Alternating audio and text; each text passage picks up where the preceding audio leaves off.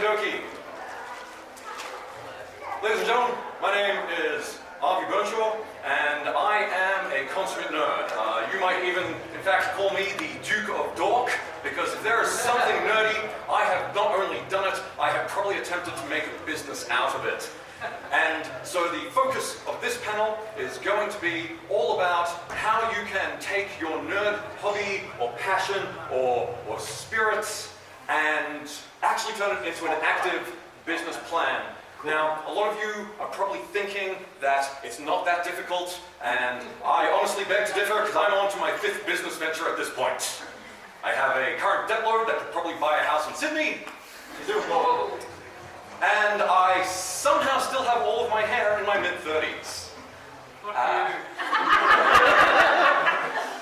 Okay, now this is going to be a sort of very tongue-in-cheek kind of panel. If you are offended by rude language, sexual innuendos, or very dark humor, you may want to leave.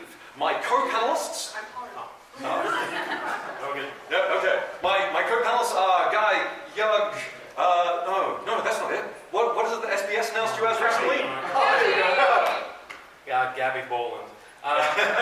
No, my name is Guy Blomberg, also known as Yug. I'm the current content manager for PAX Australia and Comic-Con. And over the period of about a decade, I've invested in multiple businesses related around geek and nerd culture. Specifically, I'm most known for a video game cocktail bar called the Manor Bar, which I started in Brisbane and Melbourne. So where's you get drunk? Yes. That's great, drinking and video games. And Applause, yeah. to his left is Mitchell Chapman. Mitchell, what did you do nerd-wise? I'm an ex-convener from AVcon, actually. 10 years of being on committee, I'm very salty. Now, I thought you were the madman opening guy. I am also working for Supernova in regards to being an MC. I do for Madman, etc. if at any point people are feeling that this panel is not salty enough for their liking, I do have extra here sachets. You can come and collect more salt. Yeah, and you could just like rub it in our wounds. we even fail at that because nerds can't throw. We don't do sports. And so for those of you that... I play Quidditch, that's a sport. No, it's not. Quidditch is rugby on brooms. For those of you that have not come across me in one of my previous business ventures, I have also run the Melbourne Anime Festival for a period of time. I ran Melbourne's sci-fi specialist bookstore of Science and Swords, which has since transformed into a LARPing store. Funny story, too long to go into in this panel. There's no salt in that one, though. Oh, so much salt. So much salt. And I also attempted to run Australia's first queer anime convention, Consensual. So, It was a good name. It was a good name. Yeah, thank you. Let's all laugh at that. Consensual. Consensual. There's no laughing, that's groaning right there.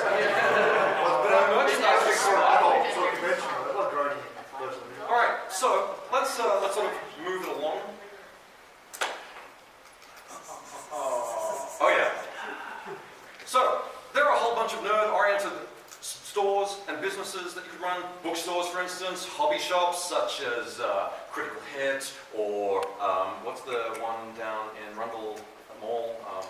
Shintokyo, thank you. Cafes. This is the one I see happening a lot. Everyone's like, oh, I'm going to start a maid cafe. And there's going to be like a cosplay section in it, and people will be able to make stuff there. And nary a thought given to the amount of space that takes, or how incredibly filthy hands get when you're running a Genome. And the rent. Oh, and the rent. Yes, we'll get into that. Running a convention. Oh, do you want to express some of the things that could possibly go wrong with running a convention? Most of my stories involving conventions are like one of those CIA agent files you see that have black lines redacted because all the names are involved. And a special few of you might even want to take your cosplaying and turn that into a job. If any of you have been by the Of Science and Swords table, you might have noticed we have a bevy of elves, and one of those is actually Perth-based cosplayer Astrocarry, who we are currently attempting to turn into an international cosplay star. That's right, this is an entirely manufactured process, and you don't do it on your own. At least not without pornography. And a true screen. And And hands up, who here actually just sort of makes stuff that they then try to sell? It's okay. Yes. So like artist alley types there. Yes, Lauren. What do you do? Yeah. Oh, clay stuff, jewelry, sculptures. Nice. See, these are all fantastic things. I assume you've got like what, an Etsy store or a store or a Shopify on Facebook or something? Facebook, yeah. Cool. I make fun. I was a computer for 4 years. Okay. So, unless you happen to already have a pre-existing brand to work off, such as Penny Arcade, there's this sort of notion that, oh, I've got this great idea. If I build it, they'll come. Now, I'm assuming that PAX didn't happen overnight, and, you know, what is it that Reed has actually done for PAX since taking it from Tycho and what's-his-face? Well, we haven't taken it from Gabe and Tycho. We still work very closely with them. But yeah, I guess if you have a brand associated with something, then it can easily be promoted very strongly. That's an interesting topic, because I actually think if you do build it, a lot of the time they will come if it's something that's unique or different or fills a niche or something in that particular market. I don't think that's the biggest challenge. The biggest challenge is, if you build it, will they keep coming back? It's one thing to actually create a store or a business or a bar or a cafe or a convention, but you need something more than just the initial idea and concept. Otherwise, it's no more than a gimmick. So I would actually say that the biggest difficulty is not so much building it initially and making it happen, but what's your plan after you've actually opened it or done it? Because novelty's great for the short term. It's all about the long term you have to worry about. Yeah, I mean, don't get me wrong, there's a massive aspect of marketing and promotion, how you actually get something out there, and that's an art unto itself, which shouldn't be, thrown away. But yeah, it's that long play game. Like, you've got a great idea, that's fantastic. I mean, I did the same thing. I got drunk and opened a video game bar, but there was an idea behind that. Okay, what are we going to do in a year's time, in 2 years' time, to try and keep that working? And to be fair, it didn't work in the end, but that's something to consider that I think is very important. Yeah, I watched Black Books and thought that was a brilliant idea. So then I bought a bookstore. And then you became the bookstore. Then Yeah. So has anyone here worked at a bookstore before? I worked in the library. It's not quite the same. Although I do know that Librarians, the Australian one, not the American one, is basically a documentary. But yes, if you ever worked at a bookshop, Black Books basically is a documentary. So let's talk. It's not a very good business model, the Black Books book. No, it really isn't. But did Bill Bailey appear? That's the real question. Do you remember my employee Nat, who basically looked exactly the same as Bill Bailey? Oh yeah. Yeah. See. Actually, sitting up front is one of my such a regular customers that we became good friends, to the point that customers thought he was a staff member. Just give him a round of applause. Yes, he does. Lockie probably has more books than I do now, and I used to have a shop full of them. All right, so let's talk a little bit, I suppose, about retail and commercial premises. Basically, the idea that you've got to keep them coming back in, and even if you do keep them coming back in, there are all these associated costs. So, like, first up here, I've got the actual problems: rent and bond, like legal licensing, particularly an alcohol-based venue in Melbourne of all places. How much did that set you back a month? The liquor license wasn't too bad. The rent was a problem. I would say, I can't speak for like a retail store or like a bookshop or things like that. I can say if you're looking towards hospitality or a restaurant or a bar, whatever your amount that you actually associate with that particular venture, double it. And I say double it based on the cost that you don't anticipate or see, or the slow process that you need to get approvals for things. So you might think, great, okay, we'll get this property and we'll rent it, and then it'll take a month for this to come through. No, it might take 3 months. When we actually opened up a Manor Bar in Melbourne, we anticipated being open at the beginning of the year in February, and we didn't actually open until July. And the only reason for that was because the permits and the processes and the government and all this kind of stuff actually took so long to come through. And that entire time we're paying rent that we didn't expect to pay on a property that was not open and not generating anything whatsoever. There are real problems associated with just opening a business, not necessarily around being a geek or gaming business, but just a business. Expect things to go wrong. Anticipate the worst. No, what is it? Plan for the worst, hope for the best. That quote, yeah. Yes. Don't expect the best. Every small hit you pretty hard then. I just think this is when you start a business, keep in mind that we'd already done it in Brisbane. We'd gone through this whole process once. And there was still a whole bunch of stuff that we didn't anticipate or see. And Metabar was pretty popular when it first opened, though, wasn't it? Yes. It took off pretty well. I mean, there are some bars that need to work up to that sort of popularity and continuous customer throughput. Yeah, we were fine initially. Yeah. So to give you guys possibly an indication of the kind of money that you're looking at for a CBD-based business in terms of rental, in Melbourne, our bookshop was half the size of this room, cost $124,000 per annum. Yeah. 2 years of rent, I could have bought myself a nice Docklands apartment. I was looking for basements for a basement bar, and they're costing about $25,000 a month. Yeah. And then on top of that, you got staff costs, even at minimum wage. Actually, I talk a little bit more about minimum wage further on. But even at minimum wage, you're looking at least $780 per staff member per week if you're rostering them on full time. And one of the things that a lot of people do in their own business is they don't pay themselves, which is just a terrible idea. You really need to actually factor in the cost of your own time and effort running that business as part of the business's cost. Because what are you going to live on? Stock cost versus turnover. So beer, this is something a lot of people don't realize, but beer goes off real quickly. Yeah, sure, but I mean, people drink it real quickly too. Yeah. So that's, I probably can't talk too much about that. I mean, again, booze goes pretty quickly. This is a bar, you've got your back bar selection of spirits and liqueurs and things like that. So that's not too much of a problem. I would say negotiating quantities with companies and things like this to actually get the stock in and get it down to a reasonable price, like you do. Outgoings and ingoings you need to track very, very delicately, especially if you are a small business as well. You don't have the ability to order in bulk or things like that. That's the advice that I would say on that. Yeah. So, like the other thing that you might be tempted to do is like, the stock quantities, there's this fantastic price break at 100 units. They're $3 a unit cheaper. That's actually going to bring down the whole cost of this by $300. I'll be able to get so much more profit on this fantastic, cute little plushie. And then you sell 23 of them. That's known as dead stock, and it really, really screws you over. All right, damage to dead stock. So you've also got to factor in the idea that some of this stock is just going to be ruined by customers constantly touching it with their filthy, grubby hands, rubbing it against their faces, because we are not exactly the most socially adjusted group as a big amorphous blob here.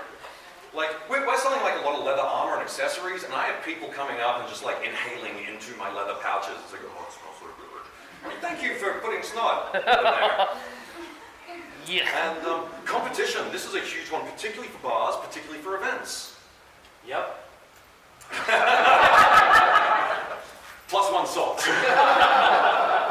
I guess there's other venues and other places, and to do with the bar, there are plenty of other bars that actually popped up with the idea. To be honest, we actually went to open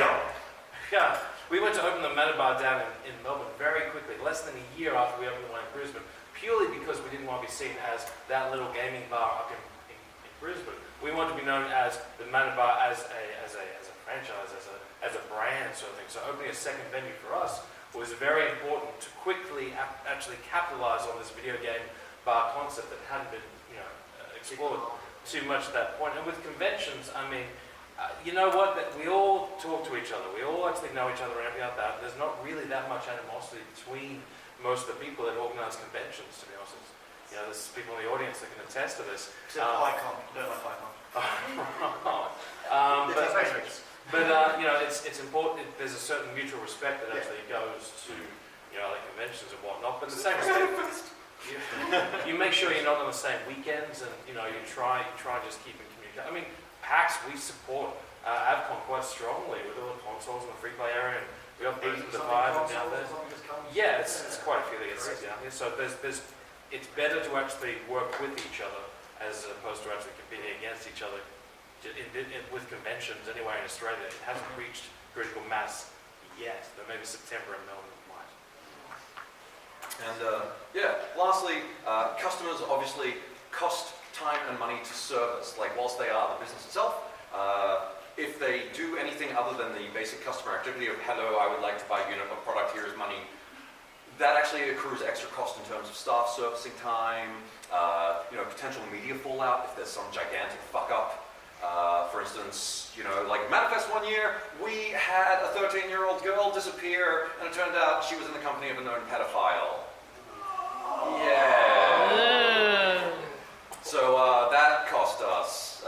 Thankfully, I was not in the driver's seat that year, but I did throw up when I heard about it because I was that stressed. All right, so this is the part that we as a business like. Now, running a store, as I mentioned, hugely expensive. We've obviously got those costs. We've already spoken about that. Yes. Oh, that's sort of getting ahead of myself, wasn't I? Ha ha ha ha. Oh, yes. Promotions. Oh my God. PAX has an insane marketing budget. Not really. Really? Well, No. you've got a very effective media manager then. Well, I mean, no, just you. I mean, how often do you actually see adverts for PAX? And actually, for that matter, who knows what's at PAX this year or who's going to be at? I've only heard of PAX through friends. I didn't know I had ads. Yeah, actually. Okay. Yeah. Hey! Yeah. We have a PAX version here. That's I was great. going to say, you've got a really good social media manager then. Oh. How much do they cost you? They, again, we barely do any of this stuff. Really? As in, like, PAX as a brand, it was actually built on word of mouth. A lot of people that actually heard about it, you know, they like the sound of it, or they knew about it over the States. But PAX is not a good example for this because it leveraged itself off the brand of the international PAX shows. PAX is the largest video game specific and board game, tabletop game specific show in Australia. live games. It's Same convention in Melbourne. What date was it again? I can't remember the dates. it's the 4th to 6th of November There we this go. year. Thank you. Hopefully I won't be able to make it. Maybe when I'm older. Maybe when you're on. There you go. But yeah, to put some perspective on this, I don't know what Supernova spends on their promotions, but I do know they've got TV spots, which run, last time I checked, Channel Go charges $12,000 for 20x 30-second spots in non-prime slots. So that's post 9 p.m. slots. Primetime slots, you're looking at, what, 26K, something like that? You looked into this one year. Sometimes you, like one ad costs like $1,000 just to Yeah. have it in a good spot. Yeah. So one 30-second spot, those bus ads, you are looking at approximately $400 per bus, plus the cost of actually printing and installing that. And that's for a 30-day placement on the bus, and I believe that the minimum is a 30-bus load for promoting on buses. I thought the most it does is about 10 or something like that. Actually, there's no limit. I do need to point out my knowledge comes from the Melbourne market. Sorry? In Tassie, it's an 18-month contract per bus. Wow. That's pointless. You might well maybe share that with someone perhaps. Or... Yeah. Well, we run a convention either in the States, so it's not like we didn't change ads halfway through the year because no one in Hobart's going to care about one nonsense. So you say like ICON Tasmania is basically a this separate month, set of states. or whatever year it may be. To be honest, Icon, check the internet. Yeah. Thanks for that idea. Yeah. I'll use that. I was on Autocolade's committee for the 2 years that attempted to sort of flail out there, and we relied mainly on Facebook and word of mouth. Yeah. And Facebook's getting hugely expensive now as well. You're looking at $10 per 1,000 impressions. Yeah, targeted if keywords. Facebook had cost money, we wouldn't have had any attendees at all. It's still the best way to actually get KPIs in terms of actual advertising and see how many people actually came back to, you know, and the other stuff, to be honest, is actually leveraging your content creators. So YouTubers and Twitch streamers and things like this. This is a growing market, and actually relating to them from a PR point of view is Get them to promote you for hugely free. important. Yeah. Brand ambassador, yeah. That's why we've got Kerry now. Yep, absolutely. That's one of the most effective ways going forward to reach the younger demographic and market and whatnot. Even more, I would say, currently more effective than your traditional means of TV advertising and bus stops and things like that. Because who here still watches Big Bang Theory, right? Really? Come on, man. Come on. Watch it, like there's dinner once a week. Last year, Plus one salt. last year's AVcon TV advertisement almost had all of its advertising during Big Bang Theory. We actually got a pretty good feedback from that. Well, while we're talking about cons already, let's sort of continue on a little bit. Does anyone recognize what this is a reference to? Oh God, little kids. Yeah. All right. So convention costs are often insanely expensive, and they're mostly upfront unless you can really sweet talk a sweet deal. I know roughly how much you guys are paying because we inquired about using Jeff's Shed for Manifest, and we were, The whole thing. we were quoted per bay $12,000 per day, and we had to have Friday through Monday as a minimum, and a minimum of 3 bays. That's Yeah. cost size, so we'll get it too. Yeah. Yeah. And that didn't include any AV setup or anything. So venue. You had to get like ushers as well if you were Yeah. the main halls. So for instance, for approximately a quarter of the space that PAX is using, you are looking at a minimum cost of $140,000 before you even start putting in booths and AV. What? Per day. Yeah. So like, I don't want like specifics, but can you give people like perhaps the number of zeros at the end of what you pay? No. Commercial in confidence, but Still employed, so what's to say that way? yeah. But you'd be willing to say it's the kind of salary that Eddie McGuire would still scoff at, right? No, look, I mean, it's hugely expensive. I think one of the biggest challenges that conventions have, and this is, I'll be straight up, AVcon is actually my favorite convention to go to that I don't run.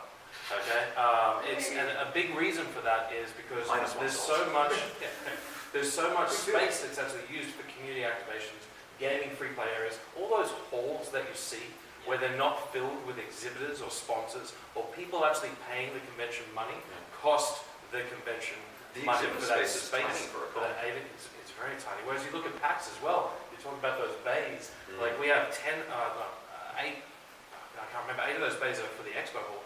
But the rest of them are for free play gaming areas, tabletop areas, like, all those tables as far as the eye can see, that is so expensive for us to not have sponsorship on it. So you've got to offset the costs of, running a convention. You don't want it to be completely commercial, as in people come to it, they pay their ticket, and what do? They walk around, and all they can do is buy more things from like other exhibitors. $50 for a signature. Yeah, that's right. You want to add extra value to that particular ticket, but it's a real ebb and flow. It's a real challenge.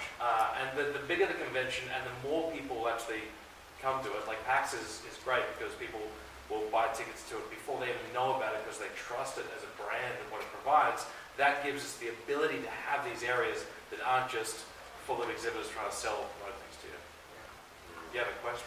The university will strike a deal with you if you're part of a club. That's how Autoclade survived 2 years because we got the free rental space. That's how AVcon started. We were like 2 clubs, and we ended up getting up to like 25 grand in returned earnings by end of 2005.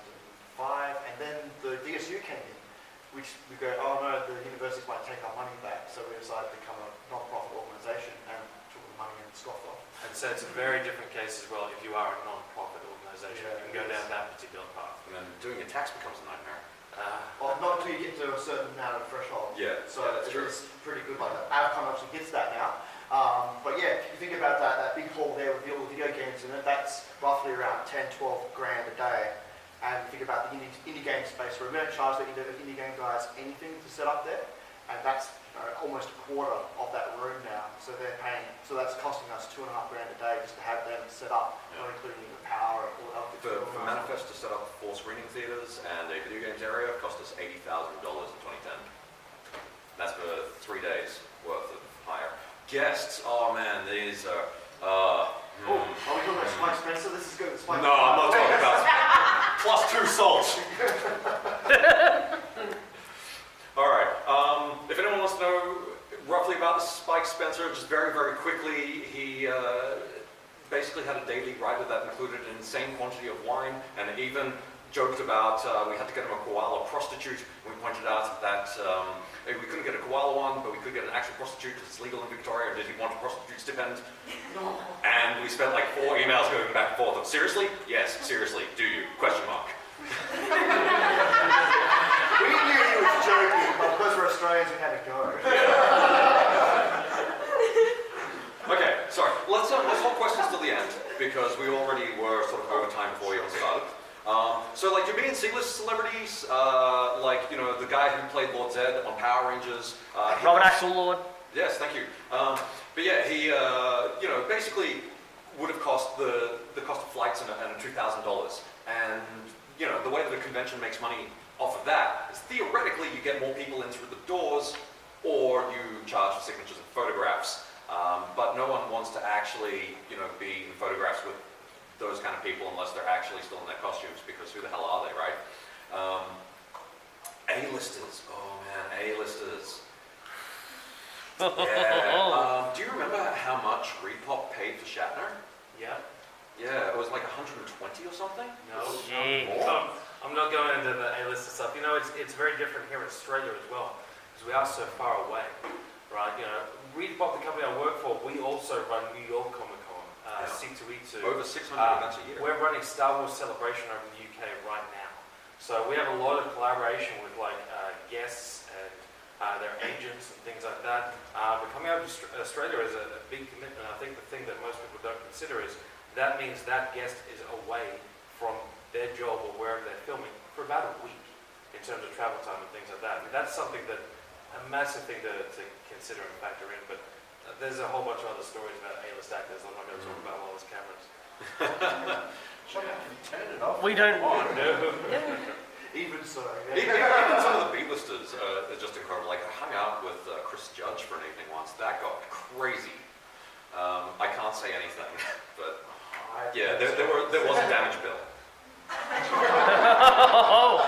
Indeed. Yeah. I've never hung out, but is there a story there? Oh, okay. What about Little Burrito? Sorry? Little Burrito was a manifest. A whole bunch of us travelled from Adelaide just to Oh, yeah. The YouTube stars are sometimes the best ones to have because they're so friendly. They want to do everything, and you got to try and you've got to stand in front of them. And go, no, you don't have time to do this. You can't wear yourself out and you be this engaged. Yeah. Not all YouTube stuff. Okay, well, there are some. the ones which are grassroots and can sometimes be quite nice. We kept finding Grebo out in the crowd all the time. Yeah, exactly right. Like, we had the Red vs. Blue guys before they became really big, and they were just they normally get a PA detail who follows them around and make sure that they don't get into trouble. They would just leave and just walk off into the crowd and never be seen again. I think you recognise my last point about costs of the convention. Yeah. All right. So like all those screenings that are happening, they don't actually happen for free. Whilst they're good promo for the anime companies, they don't get to screen them for free either because they're the local license holder. They got to pay the original companies back in Japan, wherever the licensing comes from, to actually screen that stuff in public here. So then there's like a whole bunch of dancing around, going back and forth between like up to 6 different groups. I can't remember the number now. I think it's somewhere between 200 and 2,000. That's how vague I can remember it. All right. So let's move away from the convention sort of stuff, and let's maybe talk a little bit about trying to become like a professional cosplayer. Let's break something down real quickly here. You are not a professional cosplayer. You're a professional model who also happens to be very good at making your own costuming. Now that's not a denigration at all. That's actually a fantastic skill. But you actually need to start thinking less like a cosplayer, less like an otaku fan, and more like a model. So,